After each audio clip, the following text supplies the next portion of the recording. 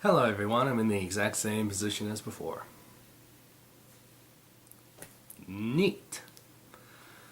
So in this one, no doubt I picked your interest with RPGs in the first one, and you're no doubt thinking, no doubt thinking to yourself, well this is interesting, but what sorts of RPGs out there? I mean, is it all dragons and swords? A good amount of dragons and swords, I'll say that much.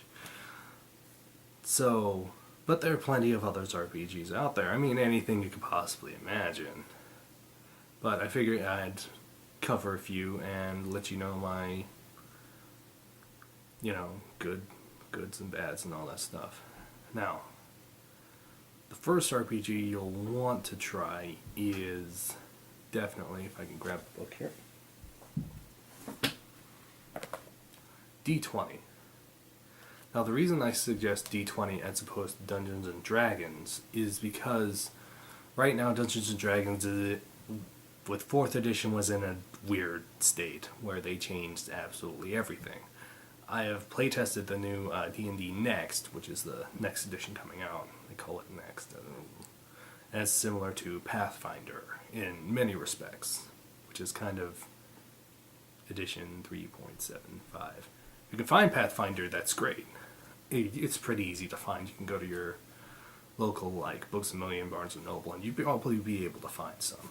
But the reason I say D20, especially D20 Modern, is it's not only a lot like Pathfinder, so you're pretty much set up for the basic RPG. Most RPGs are run on the D20 system.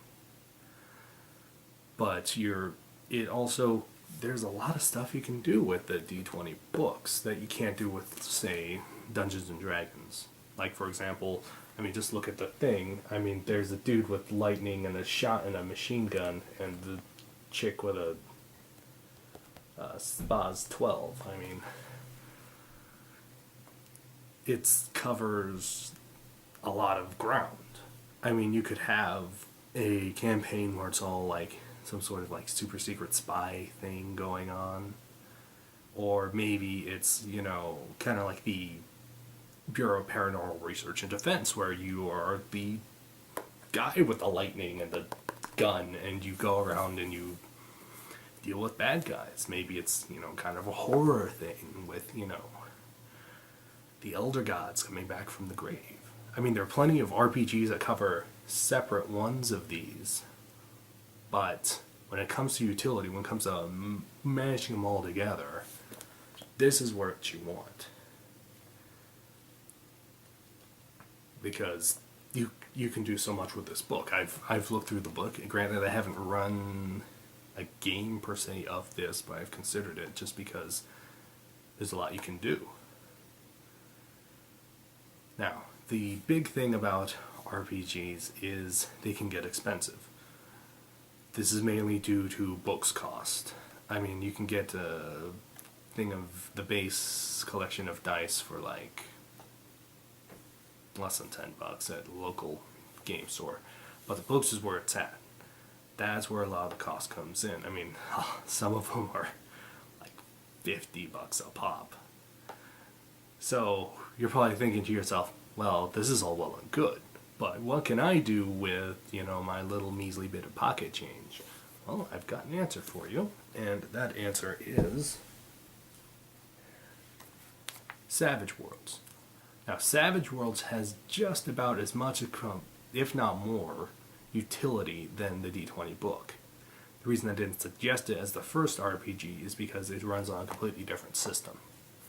However, you can't beat the price of this, especially the Deluxe Explorers Edition, which has more or less everything you need to run a campaign. It's got some monsters in there, it's got all the rules, archetypes, everything you would need, all in this nice little book, and it's only $10. You can afford $10. I spend more on lunch. I probably shouldn't have. I need to lose weight, but still, it is very cheap, very cost effective, very so much utility. You can do so much with it. And that's all I gotta say about that. If you're looking for something cheap, or maybe something, you know, kind of light, kind of get your feet wet in the whole thing, and you don't necessarily want to go out and spend $30 on the base book for D20 Modern, give this a shot. I mean, it's $10. Your friends might like it. I mean, it's a lot less than buying the new video game, which is $60. And, you know, the cool thing about RPGs is, once you have the book, infinite adventures, infinite kind of DLC, infinite, you know, games. It's limited by your imagination. It just gives you, you know, the boundaries with which your imagination can run. So, looking for something cheap? Savage Worlds Deluxe Explorers Edition. Best value. Hands down, best value. Okay, now, maybe you're kind of a sci-fi guy. Maybe you're maybe you got friends who are sci-fi, maybe you have friends who are more into fantasy. And you're like, well, I can't run a sci-fi fantasy game. That would be kind of strange. I mean, I could try, but I don't know. Well, I've got the answer for you. Shadowrun. Now this combines sci-fi and magic, and this gets my award on the best mashup. Because this has been going strong since the 80s. It is a whole lot of fun.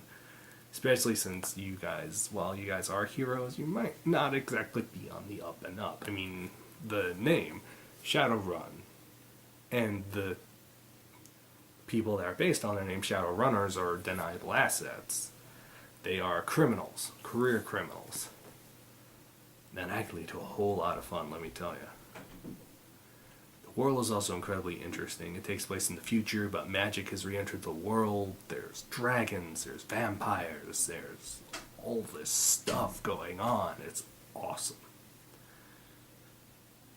So, best mashup. Again, one of the reasons why I did not suggest this earlier is because it runs on a different system. You'll notice that a lot of RPGs do not run on the same system. They run on different systems. But the base system, the D20 system, is what most of them stick to pretty closely. Which is why I suggested that you start with Modern. But if you have an opportunity to pick up Shadowrun, you leaf through it, you like it, I suggest you get it. They have a new edition out. I can't say anything about it because I haven't played it yet, but 4th edition is pretty fun, which is the edition I just showed you. Now, maybe you're kind of an old hat at this. Maybe you've played some of the games I suggested, and you're like, well, that's all said and done. That was kind of fun, but I want, maybe, you know, let's take a break from all, you know, the level 1, level 2, level 3. Let's get something where, you know, we can just wreck stuff, where we can just be super powerful from the get-go. And what wins my award for Ultimate Power Fantasy? Rogue Trader. No substitute. This is done by Fantasy Flight, which does another game, Anima. By the way, I would suggest Anima not be your first choice. I like the system. You can make any sort of character with the system. I've made several types of characters I pulled from anime and did it. But I wouldn't suggest that for your first one because it is highly complicated. Just to give you an idea, this is, I think, let me see. This was probably the most complicated of all of them. 2-sheet character sheet. Anima, 8. It's complicated. Not your first time. But Rogue Trader, it'll be just fine. It'll be okay for your first time. It's kind of complicated, especially if you don't know the lore of the world. But Rogue Trader comes to power, cannot be beat. I mean, you guys, for those of you who are not familiar with Warhammer 40k, which is where the game comes from, Rogue Traders more or less are privateers. They go out and they accumulate wealth. That is their only mission, to accumulate wealth and they're kind of above the law to a certain degree. So, when they go to accumulate wealth, if something happens to be in the way, they'll riot. And that's perfectly okay, as long as they keep bringing wealth back into the kingdom to support the human empire. So, it plays a lot like Star Trek if, they only was concerned with money. So it's more or less the Ferengi Alliance, only awesome. They were never kind of awesome in my eyes. They always kept getting beat. Let me see. Okay, first thing you need to know, your character starts as the equivalent of, this is not the first Warhammer RPG that they've done. They do this. They do a couple other ones. One of them, Dark Heresy. A level 1 character in Rogue Trader is equivalent to level 5 character in Dark Heresy. So you start out at level 5. You only get stronger. That's how powerful you are in this. You start with the best equipment available. If it's the equivalent of mastercrafted or better. And you start with a ship with enough firepower to literally level a city. That's a lot of stuff. And as such, you're able to take on huge undertakings. So, it's kind of a risk-reward thing. Obviously, if anyone's familiar with the Warhammer 40k universe, it's not a friendly place. So, yeah. But when it comes to the sheer power of your party, of your people, if you want to command a crew of thousands to strip a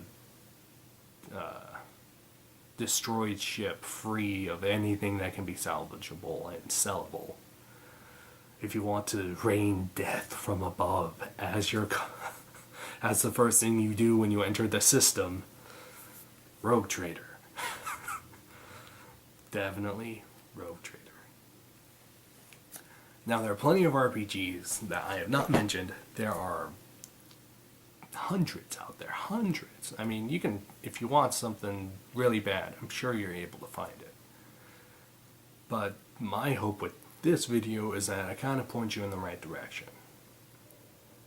So, whatever genre you're into, whatever sort of universe you're into, be it Star Wars, there's Star Wars one, Lord of the Rings, there's plenty of them out there. Give it a shot. Look around and see what you can find. So here's me hoping you have a great time, and I will talk to you later.